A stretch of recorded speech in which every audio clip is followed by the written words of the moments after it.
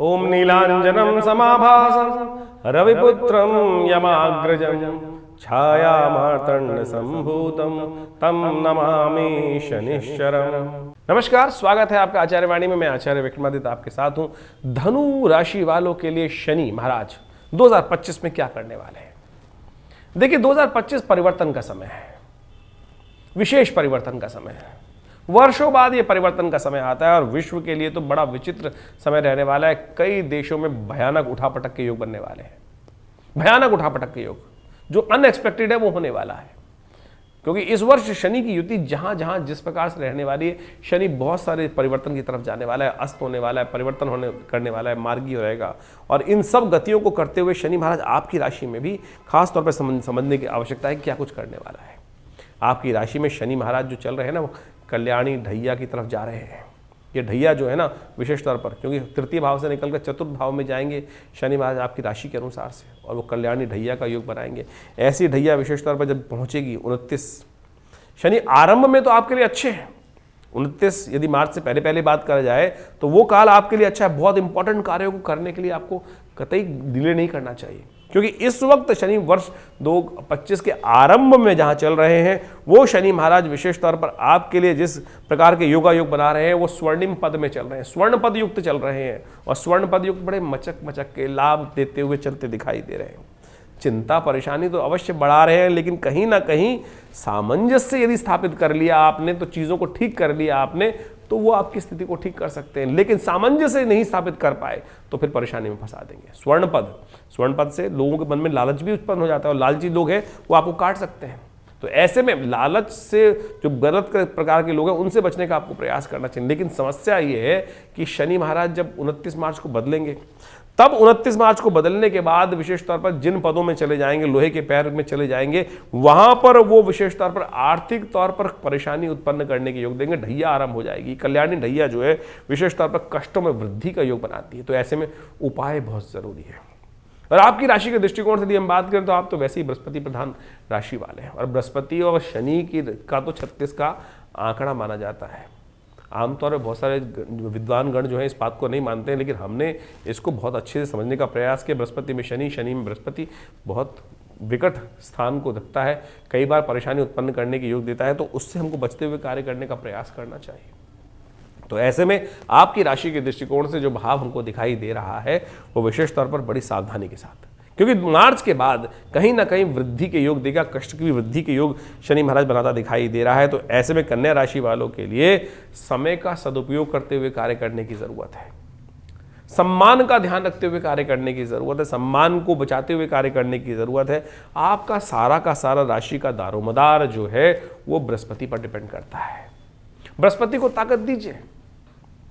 बृहस्पति को यदि ताकत दे पाए, क्योंकि बृहस्पति आपके बिल्कुल सम्मुख चलेगा, आपकी राशि को देखेगा, और वो आपके लिए पूरी की पूरी तरह से एक तरह से नेगेटिव भाव को हटाकर पॉजिटिव बनाने का योग बनाएगा। तो शनि से बचना, बृहस्पति को बढ़ाना, एक अलग से आपको समझाने का प्रयास करेंगे। शनि और बृहस्पति का संबंध कतई ठीक नहीं है।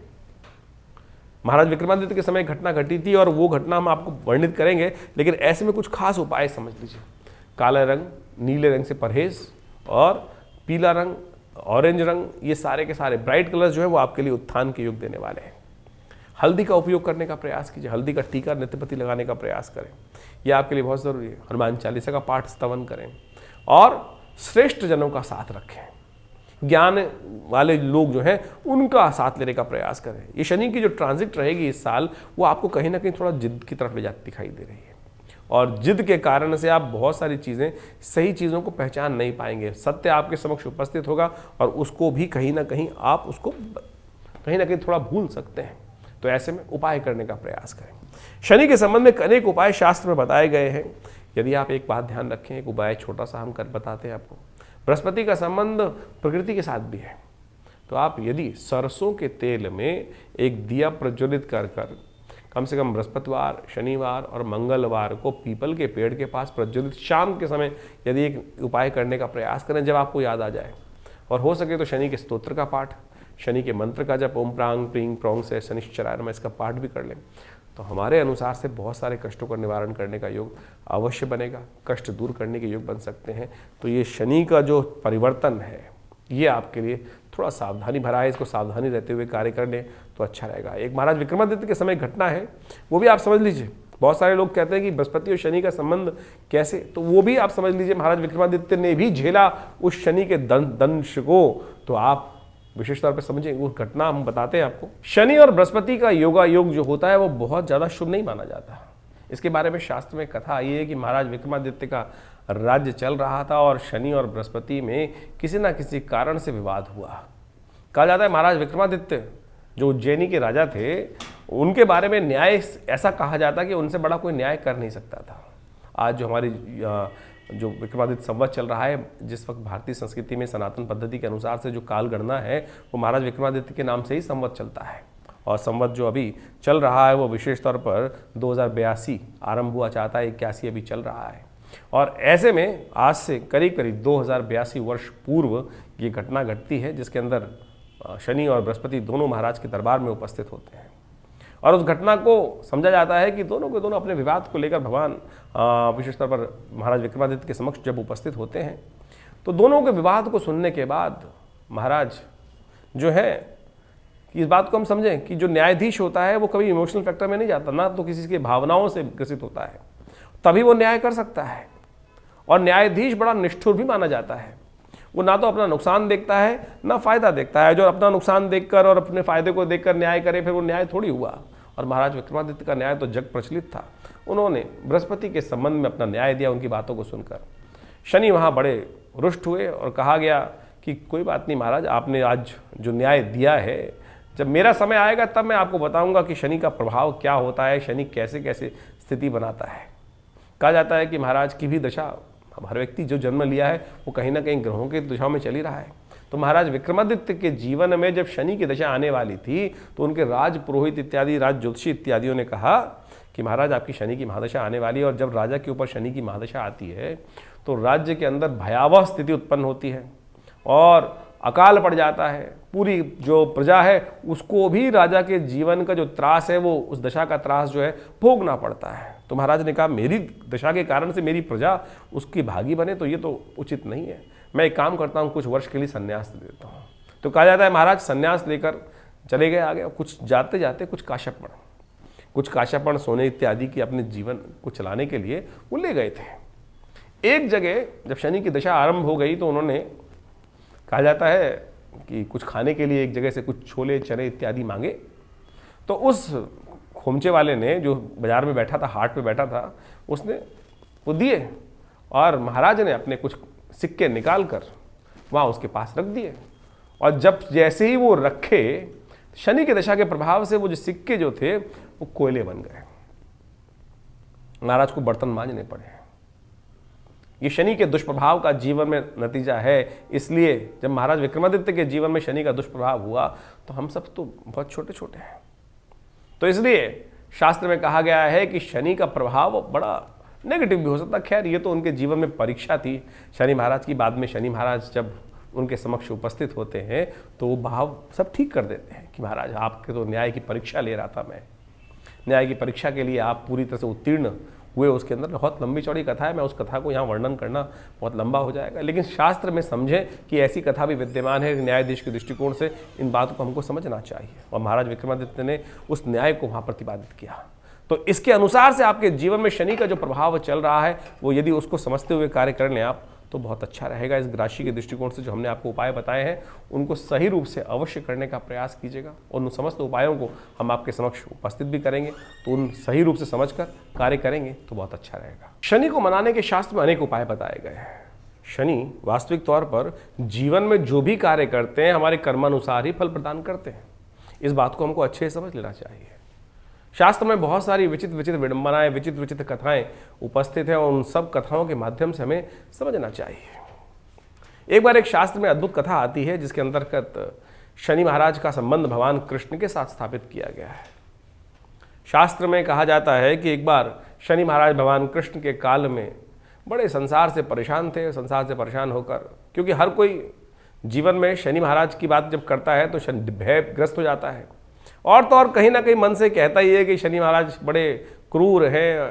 कहीं ना कहीं मनोभाव डरते हुए इस बात को मन ही मन रखता है, मुख से तो नहीं बोलता है कि शनि के प्रताप के कारण ही जीवन में कष्ट हुआ।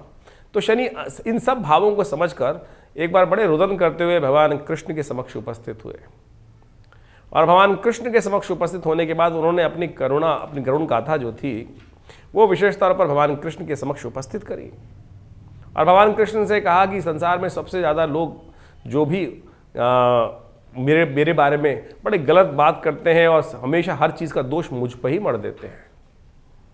तो बड़े रुदन में थे, बड़े रो रहे थे शनि महाराज कहा जाता है। तो भगवान कृष्ण ने उनको अपने ब्रजमंडल में स्थापित किया, और वो क्षेत्र जो है कोकिला वन के अंदर आज भी शनिदेव का वो मंदिर जो है वो विशेष तौर पर स्थित है, और कहा जाता है कि भगवान कृष्ण ने ही ब्रजमंडल में उनको वो स्थान दिया कि तुम मेरे सानिध्य में रहो, और जब जो भी ये आशीर्वाद जरूर शनि को विशेष तौर पर वहाँ देना पड़ा, भगवान को आश्वासन देना पड़ा कि जो भी वहाँ शनि महाराज के दर्शन करने को आएगा उनके जीवन के जो भी कष्ट होंगे शनि उनको परेशान नहीं करेंगे। देखिए कई बार क्या होता है कि जीवन में शास्त्र में तो कहा गया अवश्य में वो भोक्तव्यम कृतम कर्म शुभाशुभम, लेकिन क्या होता है कि कई बार अनायास ही कर्म होते चले जाते हैं, और जब अनायास हो जाते हैं तो व्यक्ति को पश्चाताप करने का मौका भी नहीं मिलता है, और उस पर जीवन में दंड जो है विशेष तौर पर मिलना ही है, निश्चित है वो तो।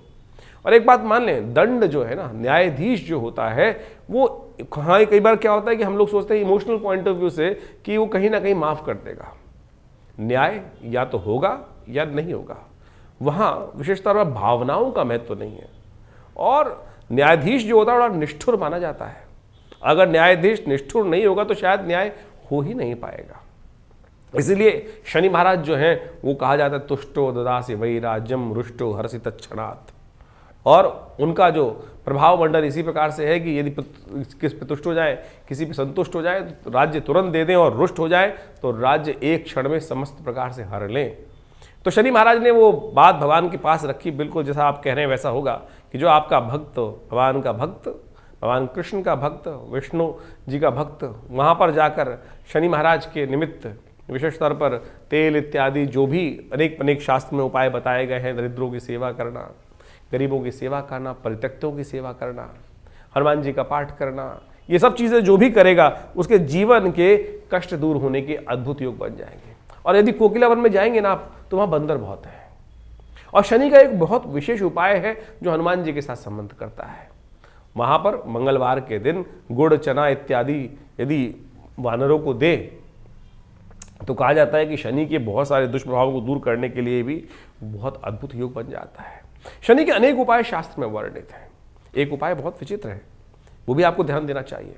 यदि शनि परेशान कर रहे हों तो कौवे, जब भी आप भोजन करें तो उसका एक ग्रास निकाल कर कौवे के निमित्त डाल दें। ग्रास तोड़ा और कौवे के निमित्त डाल दिया, देखिएगा ये अद्भुत रूप से आपकी रक्षा करने का योग बनाएगा, कष्टों को दूर करने का योग बनाएगा। शनि कैसा ही प्रभाव नेगेटिव जीवन में उत्पन्न कर रहे हों, ये तो एक आदत डाल लीजिए। वैसे तो भारतीय संस्कृति में बल विश्वदेव यज्ञ विशेष तौर पर कहा गया, पंचमहाभूत यज्ञ करने की जो बात की गई है बल विश्वदेव, उसमें काक के निमित्त जो विशेषतः बलि नित्यपति निकालने की परंपरा ही है। चींटी के प्रति वो बलि निकालने के लिए परंपरा ही है। श्वान के प्रति वो एक भोजन का हिस्सा निकालने की परंपरा भारतीय संस्कृति में तो विशेष तौर पर रखी गई है, जैसे गऊ और ब्राह्मण के लिए रखी गई है, उसी प्रकार से इन तीन चीज़ों के लिए भी रखी ही गई है। तो इनमें से यदि काक और श्वान के प्रति आप नित्य प्रति ये कार्य कर लेते हैं तो शनि कैसे भी, शनि के बहुत सारे दुष्प्रभाव जो है वो भी जीवन से दूर हो जाते हैं। तो इन छोटे छोटे उपायों को अपने जीवन में हमको स्थान देने का प्रयास करना चाहिए। दिव्यांग व्यक्ति मिल जाए उसको कंबल इत्यादि का, ऊनी वस्त्र इत्यादि का दान करने का आप प्रयास करें। काले विशेष तौर पर तिल का तेल जो है वो भी शनि के निमित्त दान करने के लिए सबसे श्रेष्ठ माना जाता है। शनि स्तोत्र पाठ हमने पहले भी आपको बताया, उसका यदि आप पाठ नित्य प्रति कर लें तो वो भी आपके लिए बहुत अद्भुत कार्य करेगा। शनि के तमाम दुष्प्रभावों को जीवन से दूर करने का रास्ता अवश्य आपको प्रदान करेगा सुंदर रूप से। तो शनि का ये प्रभाव इस वर्ष किस प्रकार से परिवर्तन का योग बना रहा है ये आपने बहुत अच्छे से समझने का प्रयास किया। इसके बाद भी आप ये समझें कि आपकी जन्मपत्री में आपकी राशि के दृष्टिकोण से कहाँ कुछ क्या प्रभाव दे रहा है, दशाएं कौन सी चल रही हैं। गोचर के दृष्टिकोण से तो ये हमने आपके समक्ष ये भाव 2025 में किस प्रकार का शनि योग शनि का रहने वाला है ये आपने समझने का प्रयास कर ही लिया होगा, समझाने का हमने एक प्रयास किया है। तो इसके बाद भी जन्मपत्री में कौन सी दशाएं चल रही हैं, जन्मपत्री में ग्रह आपके किस प्रकार से बैठे हैं, अब किसी का शनि योग कारक है कुंडली के अंदर, जैसे तुला राशि में शनि योग कारक हो जाता है, या शनि किसी का विशेष तौर वृषभ राशि भी किसी की है तब भी उसमें योग कारक हो जाता है, या किसी की मकर राशि है या कुंभ राशि है, शनि उसमें लग्नेश हो जाते हैं तो योग कारक बन जाते हैं, तो उसमें शनि नेगेटिव नहीं रहते हैं। तो आपको ये समझना पड़ेगा कि फिर आपके लिए कौन कौन से किस प्रकार के ग्रह योग बन रहे हैं। उसके लिए अच्छा है कि इस जो हम प्रेडिक्शन हम बताते हैं ये तो राशि के दृष्टिकोण से गोचर के प्रभाव को बताते हैं, अच्छे से उन काल गणनाओं को समझकर फिर अपने जीवन में किस किस प्रकार का समय योग चल रहा है उसको यदि समझते हुए कार्य करेंगे तो आप समय को सही से पहचान सकते हैं और अपने जीवन के कष्टों को पहले से समझकर उनके निवारण का रास्ता भी सही रूप से अपना सकते हैं। देखिए, ज्योतिष के अंतर्गत इस बात को हमें समझना चाहिए कि कष्टों का निवारण करने का रास्ता अनेक है। सबसे पहले तो अगर कोई भाव पूजा वाला आदमी है, सरल हृदय व्यक्ति है जो भक्ति भाव से प्रार्थना भी करता है तो उसके लिए तो पूजा पाठ के बहुत सारे उपाय बताए गए हैं। लेकिन यदि कोई कॉम्युनिस्ट है, बिल्कुल पूजा पाठ करता ही नहीं है, भगवान को मानता ही नहीं है और सो कॉल्ड अपने आप को मॉडर्न कहता है या किसी और धर्म से संबंध रखता है, तो आप समझें किसी और पंथ का मान्यता वाला व्यक्ति है और उसको हमारे जो उपाय बताए उस पर नहीं समझ में आता तो क्या कर सकता है वो? जी हाँ, उपाय उनके लिए भी होते ना। तो प्रैक्टिकल रूप में आप समझने का प्रयास करें कि जो भी ग्रह योग है वो हमारे लिए किस किस योग के लिए अच्छे हैं, किसके लिए खराब है। अगर किसी व्यक्ति की कुंडली में शनि महाराज का या किसी ग्रह का योग बोल रहा है कि व्यवसाय के लिए खराब है और फिर भी वो व्यक्ति आने वाले समय में उस व्यवसाय की तरफ ही आकर्षित हो रहा है, तब क्या फंसेगा, नुकसान कराएगा। यदि किसी के लिए जीवन में लिखा है कि इस समय में इस कार्य में करने से कहीं ना कहीं सम्मान पे दाग लगने के योग हैं, तो सबसे पहले क्या करना चाहिए? अरे बच के काम करो। किसी का दुर्घटना का योग है तो भाई गाड़ी इत्यादि सावधानी से चलाओ, ये भी तो उपाय ही हैं। आप रास्ते में जा रहे हैं कहीं और वहाँ सरकार लिख के लगा देती है this is accident prone area, drive safely. आपके सबकॉन्शियस माइंड पर उसको पढ़ते ही क्या होता है, अरे एक्सीडेंट होते हैं, आप थोड़ा गाड़ी धीरे से चला लो। जितने लोग धीरे से चलाएंगे तो कम से कम आप ये मान के चलें बहुत अत्यधिक मात्रा में जो एक्सीडेंट होते हैं वो बच जाते हैं। तो ये सब उपाय ही तो हैं। इनको करने से, समझने से केवल मंत्र जाप या स्तोत्र पाठ या दान पुण्य यही उपाय नहीं है, हर प्रकार के उपाय हैं, उनको हमको समझने का प्रयास करना चाहिए। हाँ, मंत्र का एक सुपर नेचुरल प्रभाव जरूर है, अध्यात्म का एक सुपर नेचुरल प्रभाव जो है वो अलग एक महत्व रखता है। और एक अब देखिए, भविष्य जो है, भविष्य की घटनाएं जो हैं जीवन में जो कर्म के अनुसार से बनी है वो अवश्यंभावी हैं। हाँ, इतना ज़रूर है कि सूली का हल्का सा सूल बन जाए, एक बहुत बड़ी समस्या का छोटा सा रूप में उन कष्ट के निवारण करने के लिए के रास्ते बिल्कुल बन सकते हैं। और वो आपके कर्म के अनुसार, ये भी कर्म ही है, प्रत्यक्ष रूप से कर्म भी कर्म ही है। तो इसलिए ऐसी विडंबना मन में ना पालें कि ज्योतिष में है अरे पूजा पाठ करना पड़ेगा, भगवान का जप करना, अरे कर लो तो बहुत अच्छा है, कर लो तो बहुत अच्छा है, सरलता देगा। अध्यात्म पूरे विश्व में अब तो रिसर्च करके बताया जा रहा है कि जितना व्यक्ति आध्यात्मिक होगा उतने जीवन में उसकी बहुत सारी एंजाइटी संबंधी समस्या, शारीरिक तौर पे व्याधि रूप समस्या, मानसिक तौर पे समस्याएं कम होंगी, लंबा जिएगा। और जितना अध्यात्म से शून्य व्यक्ति होगा, जो उनमें बहुत सारी और समस्याएं जीवन में उत्पन्न हो जाती हैं, उसको हर चीज़ अपने आप करनी है और कहीं ना कहीं व्यक्ति, ऐसा व्यक्ति जो है उदासीन हो जाता है। आप देखें पूरे विश्व में आज जो जो धर्मनिरपेक्ष देश अपने को कहते हैं, वहाँ सुसाइडल टेंडेंसीज कितनी ज़्यादा हैं। आज भारत के अंदर भी जितने लोग धर्म को सही रूप से समझ नहीं रहे हैं और केवल बाह्य रूप समझने का प्रयास करते हैं, उनके मनोमस्तिष्क में इस प्रकार की भाव उत्पन्न हो जाते हैं कि वो अपने आप को जो विशेष तौर पर गलत तरफ उद्धृत कर देते हैं, गलत तरफ चले जाते हैं। लेकिन सनातन भारतीय संस्कृति में इसको महापाप कहा गया। तो वो कारण क्या है? क्योंकि अध्यात्म हम सही रूप से समझ नहीं रहे हैं। तो इसलिए ज्योतिष को सही रूप से समझने का यदि हम प्रयास करें और हम लगातार इस क्षेत्र में आपके साथ लगातार जुड़कर आपके ग्रहों गणों के दृष्टिकोण से इस वर्ष को शुभ करने के लिए बहुत सारे उपाय आपके समक्ष बताते रहते हैं। आशा करते हैं इस पूरे सिद्धांत को आप सही से समझकर अपनी राशि के अनुसार से जीवन में सुख, समृद्धि, सफलता की तरफ अग्रसित होने का प्रयास करेंगे। वर्ष आपके लिए बहुत शुभ रहेगा। और कोई खास समस्या है तो चिंता ना करें, आप हमारे आश्रम से जुड़कर फ़ोन नंबर्स पर संपर्क साध कर अपनी समस्याओं का निवारण कर सकते हैं।